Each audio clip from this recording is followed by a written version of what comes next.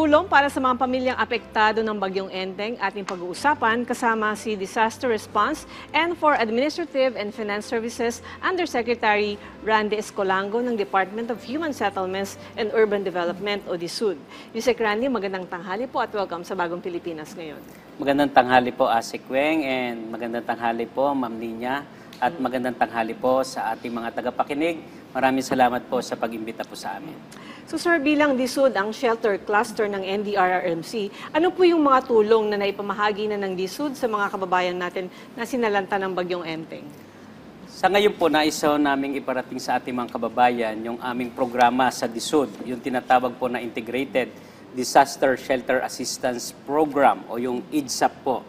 Dito po sa aming panibagong guide or sa bagong guidelines na inisyu noong July 22, dati po ho kasi ay kinocover lang namin ang totally damaged houses. But ngayon po, sa bago po dumating yung Bagyong Karina, ay ikinover na rin namin kasama ang partially damaged.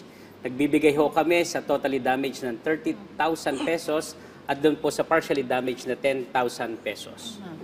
Maaari niyo po bang ipaliwanag sa amin kung paano po makapag-qualify dito po sa Disaster Shelter Assistance Program o IDSAP ng DSUD?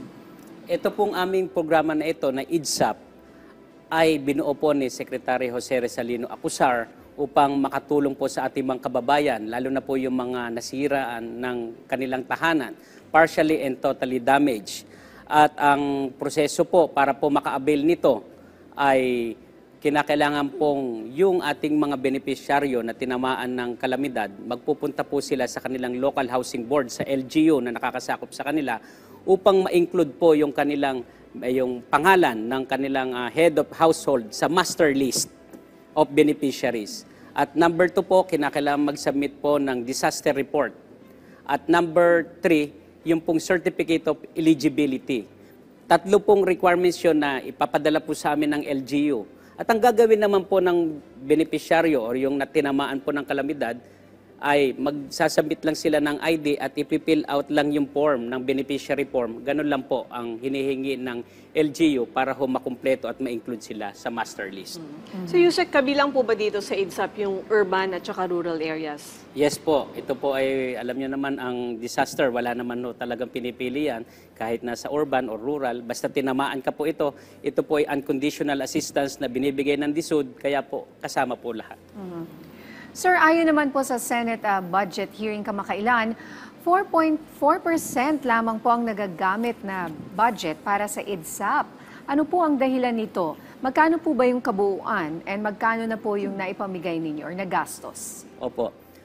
Ang inallocate po ng ating Kongreso o ng ating gobyerno para po sa programa na ito ay 200 million for this year.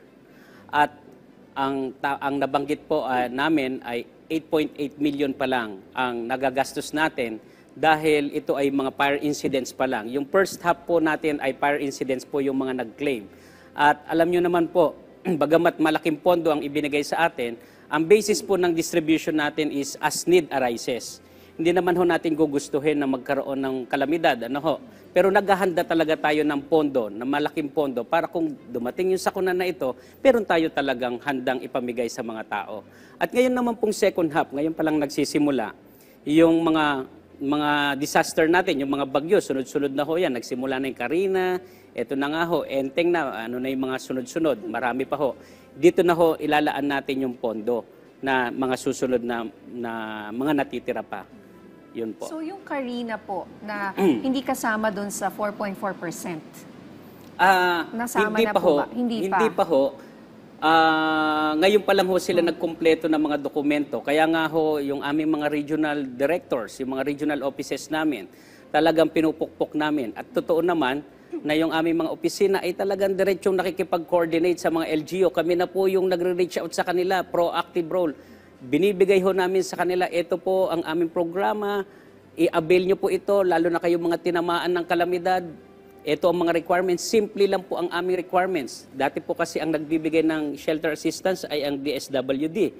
Pero dito sa aming, dahil wala na hong pondo ang DSWD, binigay na ho, nasa amin na, hindi ho binigay. Meron na ho kaming shelter assistance, ay pinagaan pa ho namin yung requirements.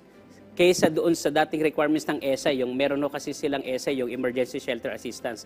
Nung paglipat ho sa amin, ngayong taon na ito, mas magaan yung requirements. Madali lang po ang requirements, kaya ho ang pakisuyo namin sa mga local government unit or sa LGU ay kaagad para maibigay namin tulong, submit nyo ang master list, submit ang disaster report, and isubmit ang certificate of eligibility. So Yusek, kung sakali naman po na maubos ang budget, may mapagkukunan pa po bang pondo na sasapat para sa buong taon? Or nangyari na ba na medyo parang iniisip nyo nagkukulang na ng pondo?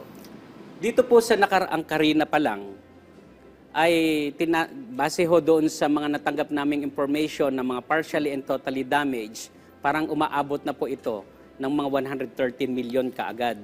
So kung lahat ito ay magsasubmit sa amin ng request for assistance at ito ay mabayaran namin, kaagad yon, tanggal na. Oho. Tapos itong may mga malalaking sunog sa Cavite, almost 20 million ho yun, magre-release ho kami, at saka sa iba pang mga lugar. Kaya ho, iniisip namin, mauubos ho yan bago pa matapos ang taon na ito dahil marami pa tayong mga bagyo. Dahil alam niyo naman, second half talaga nauubos. Kaya kung 4.4% sa first half, sa tingin ko talaga normal ho yun dahil yung mga dilubyo or disaster dito sa second half. Ngayon po, ayon sa aming panuntunan, pwede ho kaming manghingi ng karagdagang fund or yung Quick Response Fund sa NDRIMC or sa National Disaster Risk Management Council. Pwede ho kaming manghingi at meron pong mga pondo nakalaan para ho dyan. Kasi kung 113 na agad sa Karina po, may enteng pa eh. Tapos paparating pa po yung La Nina. So, sigurado po yan. Baka kailangan nyo ng mga anong estimate nyo po?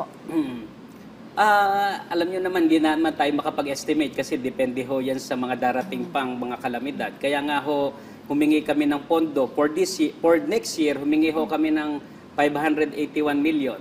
Pero ang guaranteed pa lang sa NEP namin ay 200 million. Pero baka ho, sa mga susunod ay maihagil pa namin or mapakiusap pa natin sa ating mga mambabatas, dagdagan pa dahil magkukulang talaga ang 200 million. Kasi bukod sa disaster, sabi nyo nga po, tumutulong din kayo sa mga nasunugan. Hindi naman natin masasabi kung kailan magkakasunog o magkakaroon ng disaster. Kasi po ang IDSAP ay hindi lang po natural disasters. Kino-cover niya rin po ang man-made disaster, katulad po ng nasunugan. Yan po yung mga covered po namin. Okay. So, saan naman po maaaring makipag-ugnayan ang inyong mga beneficiaries na sinalanta ng bagyong Enteng at Habagat? I understand you were mentioning the LGU. Yes. So, kailangan sa LGU po sila, hindi diretso sa DSUD? Pwede rin ho, sa LGU po sila makikipag-ugnayan kasi may local housing board po doon na sila din po yung magsasabit ng mga requirements. Pero pwede rin ho sila makipag-ugnayan sa DSUD na may regional offices po kami nakakasakop sa kanila para ho ma-guidean po namin sila ano po yung mga dapat nilang gawin. At maiparating din namin, mai-repair din namin sila sa concerned LGU po.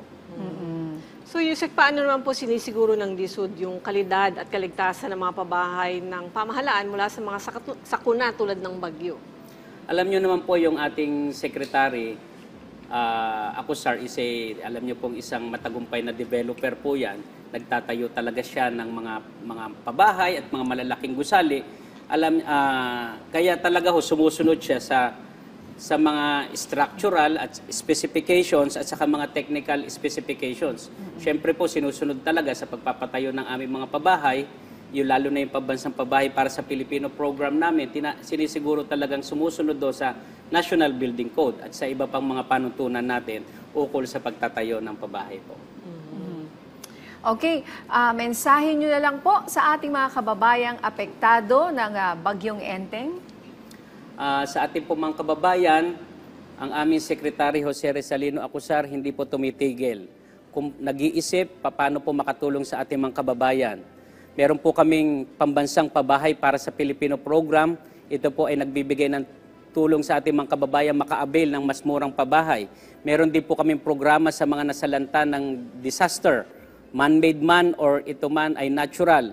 I-avail nyo po ito, madali lang po ang requirements. Pag tinama, nasira po, partially and damage ang bahay nyo or totally damaged, magsadya ka agad kayo sa inyong local government unit, sa inyong munisipyo, sa inyong city hall, para ho mag-avail nito. 30,000 ang ibibigay namin sa totally damaged at 10,000 sa partially damaged. Para po ito sa inyo, kaya ito po ay dapat nyong matanggap. Alright. Okay, maraming salamat po sa inyong oras. Disaster Response and for Administrative and Finance Services, Undersecretary Randy Escolango ng DSUD. Maraming salamat po.